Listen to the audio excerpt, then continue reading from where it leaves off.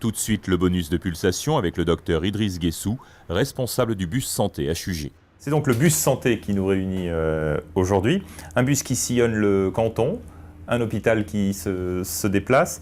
Quel est le sens d'un bus comme ça qui se déplace et qui va à la rencontre de la population pour une structure comme les HUG? Alors, tout d'abord, bienvenue effectivement sur le bus qui conduit l'étude bus santé. L'idée, c'est d'aller vers la population.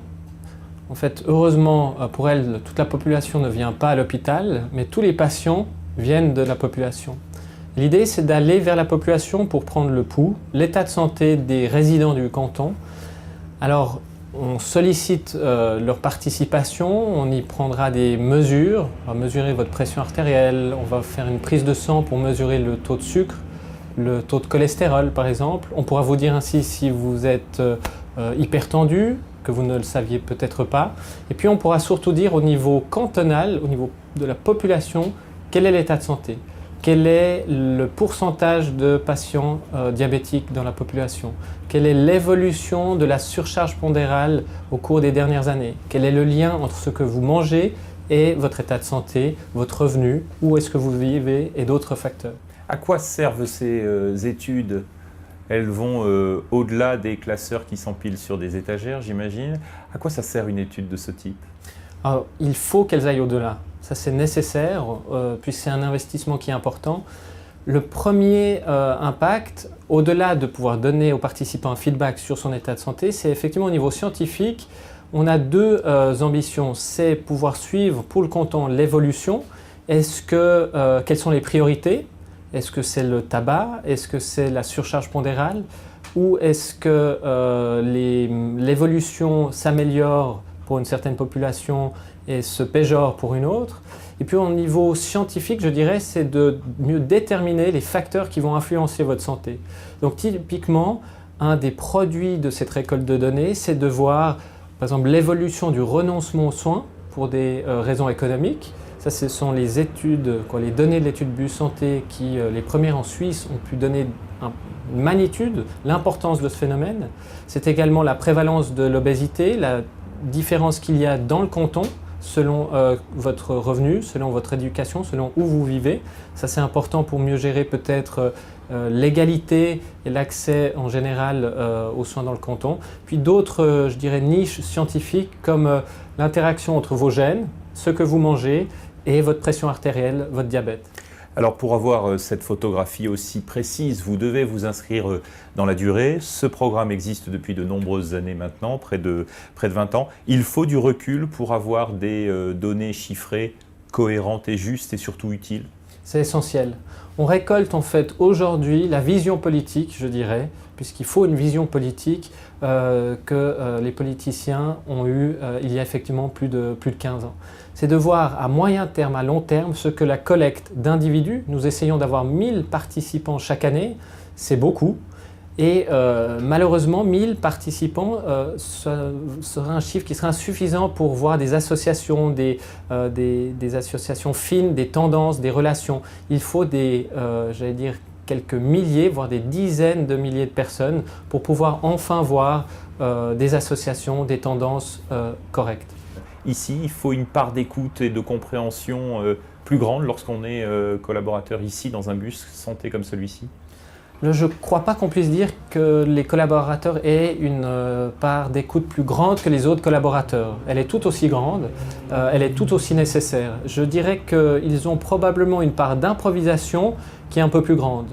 Aujourd'hui, nous sommes dans un poids lourd médicalisé.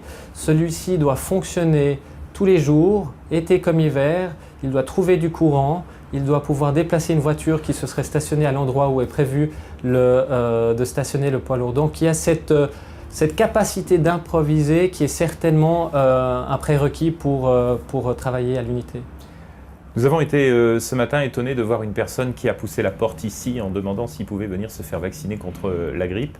Cela veut dire effectivement qu'une entité mobile comme ça peut solliciter et intéresser beaucoup de monde. Vous avez évoqué le renoncement aux soins. Je sais que c'est un sujet qui est pour vous majeur et très conséquent. Il est difficile d'imaginer qu'à Genève, des personnes, pour des raisons réelles, économiques, renoncent aux soins. Pourtant, c'est une réalité ici, dans un canton aussi riche que le nôtre. tout est fait pour que vous renonciez aux soins. Le système fait, en vous demandant de payer des primes de plus en plus chères, en vous facturant ce qu'on appelle la quote-part, 10% de votre facture, vous y participerez, en retirant certaines prestations du catalogue. Le système est relativement fait pour que vous réfléchissiez à 2, 3, certains l'espèrent 5 fois avant de consommer un soin. Donc une démarche comptable plutôt qu'une démarche de santé. C'est une démarche, je dirais, comptable qui pourrait trouver un certain sens si effectivement elle n'était pas que comptable. Renoncer à un soin parce qu'il est inutile, c'est ce que nous espérons tous. Renoncer à un soin pour des raisons économiques, c'est un argument qui n'est pas recevable.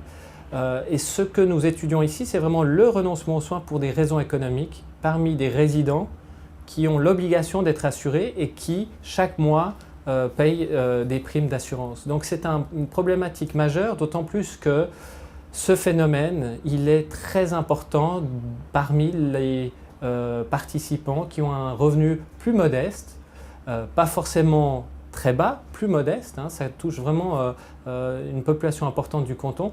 Et je pense que l'ensemble du corps médical et certainement les politiques sont sensibilisés à ce problème que nous rencontrons. Nous sommes ici dans un canton, ou en tout cas dans une région à caractère international, des cultures différentes, des origines différentes.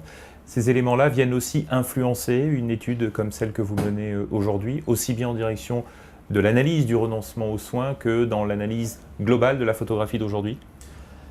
Alors il y aura certaines nuances. Récolter les données sur les origines culturelles, c'est relativement complexe. Donc ce que nous avons déjà, ce sont des proxys en fait de votre vous, en termes de nationalité, de nombre d'années passées en Suisse, d'éducation.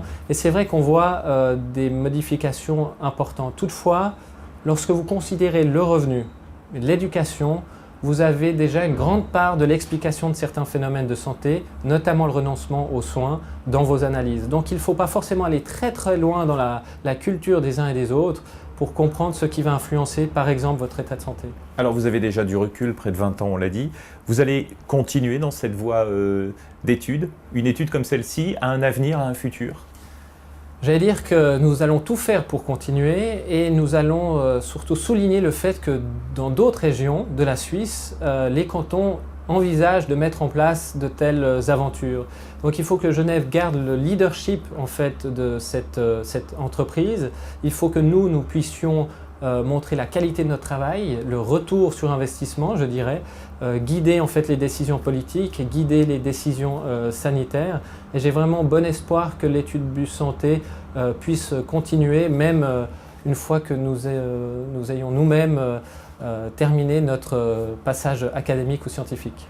Alors nous arrivons bientôt au terme de cet entretien. Un mot peut-être sur l'état de santé du canton de Genève. Vous menez cette étude depuis de nombreuses années. Comment allons-nous ici? Nous sommes en bonne santé? Ce qui est intéressant, c'est que l'étude Bus Santé va aller plus loin que un message global. Je crois que vraiment ce qu'il faut maintenant faire attention, c'est faire attention aux moyennes. Moyennement, vous allez pouvoir avoir des tendances plutôt favorables. Le poids moyen qui se stabiliserait, par exemple. La pression artérielle qui se stabiliserait. Il faut pouvoir voir ou comparer, stratifier en fait ce qui se passe dans la population. Typiquement, il faudra voir est-ce que dans certaines régions du canton, les choses évoluent effectivement plutôt bien. Les gens ont mis leur santé à leur agenda, ils font plus d'activité physique, ils mangent mieux. Mais est-ce que dans le même temps, il y a une partie de la population, parfois malheureusement condensée dans certaines régions du canton, qui, elles, n'ont pas pu mettre en œuvre des comportements de santé comme accéder à de la nourriture plutôt saine, de l'activité physique quotidienne. Donc la richesse, je vous dirais globalement, les choses peuvent aller bien, mais lorsque vous regardez par type de population, on peut avoir une photo totalement différente. Dernier aspect, un aspect peut-être plus personnel, vous êtes médecin vous-même. On imagine que lorsqu'on choisit cette voie, lorsque l'on est étudiant, c'est qu'on a envie et le sentiment d'être utile. Vous vous sentez plus utile encore au poste qui est le vôtre aujourd'hui, en étant comme ça à l'extérieur et en première ligne de cette population? Alors, je dirais, j'en suis déjà très fier et c'est aussi l'aboutissement de beaucoup de travail pour qu'on confie cette responsabilité. Je dirais que très rapidement, en tant que médecin, j'ai senti certaines limites à soigner le patient. Il fallait au-delà, c'était nécessaire, mais probablement pas suffisant, il fallait peut-être soigner également la population. Et typiquement, on dit que le médecin soigne le patient, l'épidémiologue soigne la population. Donc, lorsque vous pouvez soigner et le patient et avoir la prétention de prendre en tout cas le pouls et peut-être même de soigner dans le futur la population, c'est l'idéal.